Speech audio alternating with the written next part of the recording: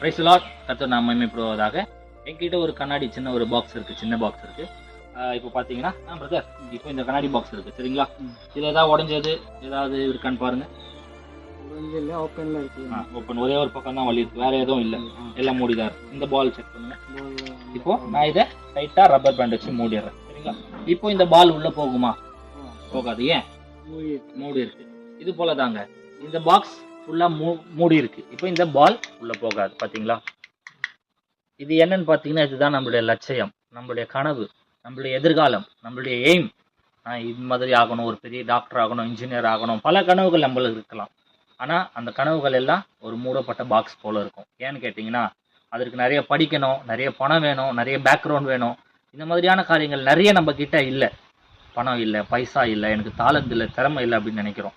ஆனால் பைபிளில் ஒரு வசனம் இருக்கு, யோவான் 11:40, நீ விசுவாசித்தால் தேவனுடைய மகிமையை காண்பாய். அப்போ நான் விசுவாசிக்கிறேன். ஏன்னா என்னுடைய எதிர்காலத்தை நான் அடையணும், எனக்கு என் எதிர்காலத்தை நான் சக்ஸஸ் பண்ணணும். அப்போ நான் விசுவாசத்தோட ஜெபம் பண்ணுறேன். ஏசப்பா, என்னுடைய வாழ்க்கையில் என்னுடைய எய்மை நான் ஃபுல்ஃபில் பண்ணணும், எனக்கு உதவி செய்யுங்க அப்படின்னு நான் ஜெபம் பண்ணும்போது பார்த்தீங்கன்னா 1 2 3 4 5 6 எல்லாமே மூடி இருக்கு. ஆனால் இதுக்குள்ளே போக வாய்ப்பே இல்லை. ஆனால் பாருங்களேன், நம்ம விசுவாசமா பண்ணும்போது கர்த்தர் நம்மளுக்கு ஒரு புதிய வழியை திறந்து தருவார். பாத்தீங்களா? செக் பண்ணுங்க. பாத்தீங்களா? மூடப்பட்ட ஒரு பாக்ஸ் தான்.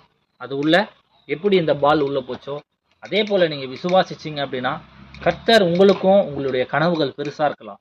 அழகா அந்த கனவுகளை நீங்க உள்ள செல்வதற்கு புதிய ஒரு வழிவாசல்களை உங்களுக்கு திருப்பார். அதனால நீங்க கர்த்தரை நம்புங்க, விசுவாசிங்க, அவர் உங்களுக்கு பெரிய காரியத்தை செய்வார். ஆமென்.